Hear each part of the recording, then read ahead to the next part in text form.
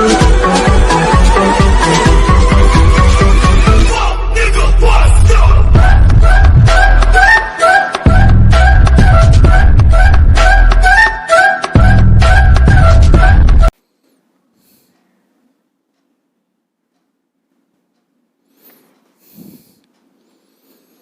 Friend, मैं सनी आप सभी का स्वागत करता हूं आपके अपने चैनल इलेक्ट्रिकल एकेडमी के ऑनलाइन पोर्टल पे।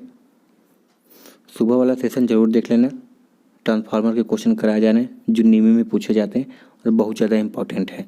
ठीक है, खास क्वेश्चन कराए गए हैं जो प्रीवियस ईयर क्वेश्चन पूछे जाते हैं, क्योंकि नीमी का ही पैटर्न अधिकतर हर एग्जामों में पूछा जाता है।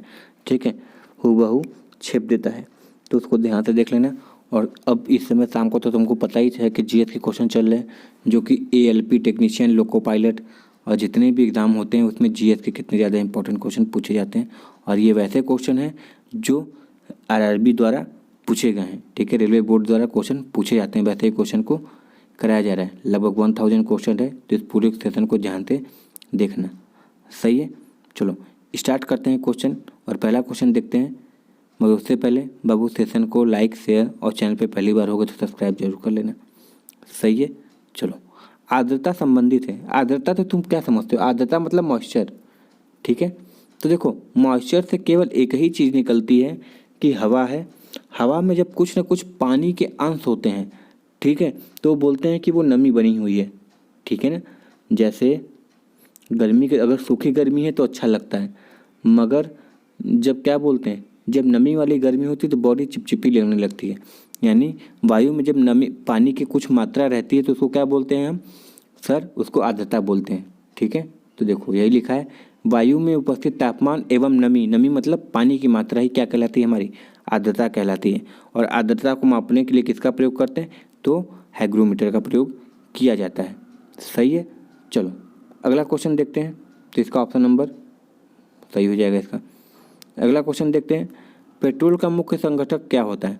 पेट्रोल का मुख्य संगठन ऑक्टेन होता है। ठीक है, यानी तुम ऑक्टेन नंबर से ही पता कर सकते हो कि पेट्रोल की क्वालिटी क्या है। ठीक है, याद रखना, पेट्रोल का मुख्य संगठन ऑक्टेन होता है। तुम ऑक्टेन से ही पता कर सकते हो कि पेट्रोल का गुण कैसा है, बढ़िया है, बेकार है, ये सारी चीज़ें तो ऑक्टेन डिसाइड करता है। सही है ना, चलो अगला, मोबाइल फ़ोन का आविष्कार किसने किया था? मोबाइल फ़ोन किसने खोजा था? ठीक है, तो ये किया था डॉक्टर मार्टिन कूपर ने। ठीक है, किसने किया था? डॉक्टर मार्टिन कूपर ने ही किसका खोज किया था सर? मोबाइल का खोज किया था। सही है, चलो कंप्यूटर में डिस्क ऑपरेटिंग सिस्टम, यानी कंप्यूटर में हमको पता है कि डीओएस होता है। कभी कभी डीओएस का फुल फॉर्म पूछता है, तो डीओएस का फुल फॉर्म क्या हो जाता है? Disk operating system. तो एक्चुअली है क्या सर? ये एक ऑपरेटिंग सिस्टम का प्रकार है। ठीक है, और ये होता है क्या एक तरीके से? यह प्रोग्राम होता है। क्या होता है? प्रोग्राम होता है। ठीक है, तो डॉस यानी डिस्क ऑपरेटिंग सिस्टम जो कंप्यूटर की एक इम्पॉर्टेंट ऑपरेटिंग सिस्टम होती है। सही है, चलो अगला क्वेश्चन देखते हैं, किसमें भरपूर लौह तत्व पाया जाता है? ठीक है, यानी किसमें भरपूर मात्रा में आयरन पाया जाता है? ठीक है, तो लोग बोलते हैं कि हरी सब्जियां खाओ, मगर और अच्छे से बात करें तो सर पालक में जो होता है आयरन की मात्रा भरपूर होती है। ठीक है, खासकर देखे होंगे कि जब महिलाएं प्रेग्नेंट होती हैं तो उनको आयरन पिल्स दिए जाते हैं। ठीक है, यानी लोहे की गोली, मतलब कि लोहा काट के नहीं दे देते हैं, आयरन पिल्स, यानी तुम्हारे बॉडी में आयरन की कमी होगी। ठीक है, तो उसके लिए आयरन पिल्स दिया जाता है। ठीक है, और हरी हरी सब्जियाँ खाने के लिए कहा जाता है क्योंकि वो आयरन के स्रोत अच्छे होते हैं। सही है, चलो अगला क्वेश्चन है, तो हरी सब्जियाँ इसका सही आंसर हो जाएगा। ग्रसिका एक नली है। क्या है? ग्रसिका एक नली है जो कि और क्या कहलाती है? ठीक है, तो उसको क्या बोलते हैं? ऑसोफोगस पाइप बोलते हैं। ठीक है, इंग्लिश में बोलोगे तो ऑसोफोगस पाइप बोला जाता है, यानी आहार नली जिसको बोलते हैं, जिससे खाना तुम्हारा पेट के अंदर जाता है। ठीक है, तो उसको आहार नली और इंग्लिश में ऑसोफोगस बोला जाता है। तो सही हमारा क्या हो जाएगा सर? ये आहार नली होता है। ग्रसिका को एक और नाम से जाना जाता है जिसको क्या बोलते हैं? आहार नली। तो ये बहुत ज़्यादा इंपॉर्टेंट हमको लग रहा है, इसको याद रखना। ठीक है, ग्रसिका, आहार नली। ठीक है, चलो अगला क्वेश्चन है, वह भूकंप जिसमें सुनामी उत्पन्न हुआ रिएक्टर स्केल पर 9.3 पाया गया। ठीक है। अच्छा याद रखना, पहले पूछता है कि रिएक्टर स्केल क्या करता है। ठीक है, तो रिएक्टर स्केल सर भूकंप की मापन करता है। ठीक है, और सुनामी किस पे उत्पन्न हो सकती है, कितने भूकंप पे, तो सर अगर 9.3 दिखा रहा है, अगर रिएक्टर स्केल 9.3 दिखा रहा है तो ये समझ जाओ कि इस पर सुनामी भी उत्पन्न हो सकती है। ठीक है, इसको याद रखना। तो रिएक्टर पहले बस यही इंपॉर्टेंट अधिक पूछता है कि रिएक्टर स्केल क्या करता है, तो सर भूकंप की तीव्रता मापता है। ठीक है ना। चलो अगला, कोशिका विभाजक के लिए तर्क तंतुओं को संगठित करते हैं, यानी इसको सेल डिवीजन बोलते हैं इंग्लिश में। सेल को विभाजन के लिए तर्क तंतुओं का संगठित करते हैं तो क्या कहलाते हैं, हमारे तारक केंद्र कहलाते हैं। ठीक है, क्या कहलाते हैं, तारक केंद्र कहलाते हैं। सही है ना, याद रखना, ये बायो का क्वेश्चन चल रहा है। वह कौन सा बल है जिसका कारण पिंड धरती के केंद्र की ओर खींचा चला जाता है। ठीक है, पिंड धरती के केंद्र, यानी पिंड मतलब कोई तुम बॉडी फेंकते हो ऊपर, यानी कोई भी वस्तु फेंकते हो तो क्या होता है, नीचे की ओर आता है, यानी धरती के केंद्र की ओर आता है। तो उसका एक ही कारण है, क्या, गुरुत्वाकर्षण होता है। अगर जी की वैल्यू की बात करें तो सर कितना होता है, तो बोलोगे सर जी 9.8 मीटर पर सेकेंड स्क्वायर। इसकी इकाई याद रखना, बहुत ज़्यादा पूछा जाता है। ठीक है, 9.8 मीटर पर सेकेंड स्क्वायर होता है। अगर चंद्रमा पे जाओगे तो गुरुत्वाकर्षण का मान 1/6 हो जाता है। ठीक है, और यही डिसाइड करेगा कि तुम हवा में उड़ोगे कि ज़मीन में चिपके रहोगे। ठीक है, जैसे स्पेस में जाते हैं तो वहाँ पे क्या होता है, तब हवा में उड़ने लगते हैं। क्यों, क्योंकि वहाँ पे ग्रेविटी नहीं होती है। ठीक है, तो वो ज़मीन पे खींचेगा नहीं तो उड़ते रहो, कोई दिक्कत नहीं है। सही है, तो ये गुरुत्वाकर्षण सबसे इम्पोर्टेंट चीज़ होता है। ठीक है, बॉल ऊपर गई तो कैच रुकने के लिए नीचे आएगा ही आएगा। अगर गुरुत्वाकर्षण नहीं होगा तो वो ऊपर ही लटकता रह जाएगा। सही है, चलो अगला क्वेश्चन देखते हैं। सेल्सियस वस्तुओं के एल्टीट्यूड को मापने वाला यंत्र क्या कहलाता है। एल्टीट्यूड मतलब समझ लो सिंपल भाषा में, कोई अगर ऑब्जेक्ट है वो कितनी ऊंचाई पर है, उस ऊंचाई को मापने का काम कौन करता है, हमारा एल्टीमीटर। कौन करता है, अल्टीमीटर। जैसे वायुयान ऊपर उड़ रहा है तो उसको मापने का, उस कितनी ऊंचाई पे है उसको मापने का काम कौन करता है, तो सर करता है अल्टीमीटर। ठीक है, तो क्या हो जाएगा इसका सही आंसर, अल्टीमीटर। यानी बेसिकली क्या करता है, ये ऊंचाई मापने का काम करता है। ठीक है, अगला, इलेक्ट्रिक आयरन में प्रयुक्त हीटर तो बना होता है। जो इलेक्ट्रिक आयरन है उसमें क्या होता है, हीटर यानी हीटर तत्व का प्रयोग होता है। हीटर तत्व यानी हीटिंग एलिमेंट प्रयोग होता है। ठीक है, और वो हीटिंग एलिमेंट पूछता है किस चीज़ का बना होता है, तो सर ये होता है नाइक्रोम। किसका बना होता है, नाइक्रोम का बना होता है। यानी जो तार देखते हो वो किसकी होती है, नाइक्रोम की होती है। और ये भी पूछता है नाइक्रोम किस चीज़ की मिलकर बनी होती है, तो सर वो निकल प्लस क्रोमियम, दो चीज़ से मिलकर बनी होती है। तो निकल क्रोमियम से मिलकर बनी होती है। इसकी मेल्टिंग पॉइंट की बात करें तो इसकी मेल्टिंग पॉइंट बहुत उच्च होती है। ठीक है, मेल्टिंग पॉइंट बहुत उच्च होती है इसकी। सही है ना, इसको याद रखना। तो ये क्या होता है, किसका बना होता है, नाइक्रोम का बना होता है। अधिकतर जितने हीटिंग एलिमेंट होते हैं उनकी रेसिस्टेंस बहुत ज़्यादा होती है, इसका प्रतिरोध बहुत उच्च होता है। ठीक है ना, चलो अगला क्वेश्चन है। बाबू इसको लाइक शेयर सब्सक्राइब जरूर कर देना। ठीक है ना। जूल सेकेंड इकाई है किसकी, जूल सेकेंड। देखो अब जूल सेकेंड किसकी इकाई है ये भी देख सकते हो। कोणीय संवेग बोला है, यानी एंगुलर वेलोसिटी। ठीक है, एंगुलर वेलोसिटी बोला है तो एंगुलर वेलोसिटी का फॉर्मूला क्या होता है, सर ओमेगा बराबर थीटा अपॉन टी होता है। कोणीय वेग की बात करें तो संवेग की।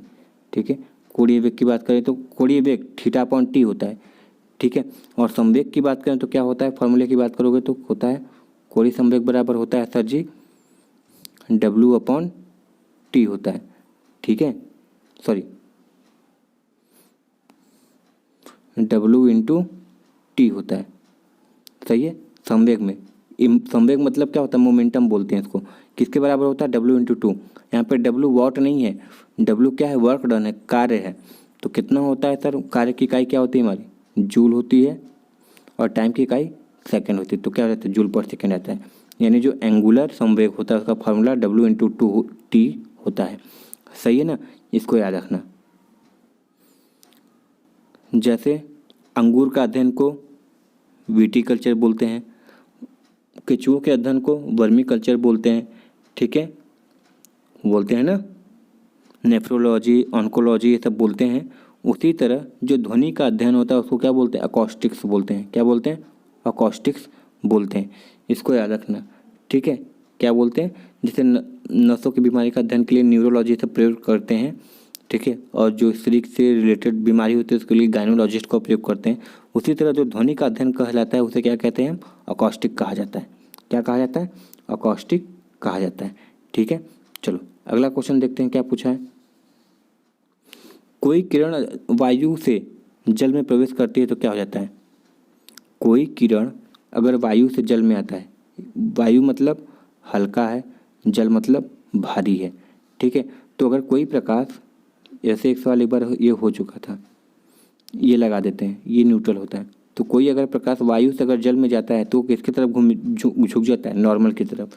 इसीलिए हमको क्या दिखाई देता है, पेंसिल डालते हो पानी में तो पानी कटी हुई या मुड़ी हुई दिखाई देती है, इसीलिए क्योंकि प्रकाश क्या जाती है, रेयर से डेंसर में जाती है, इसको बोलते हैं, ठीक है।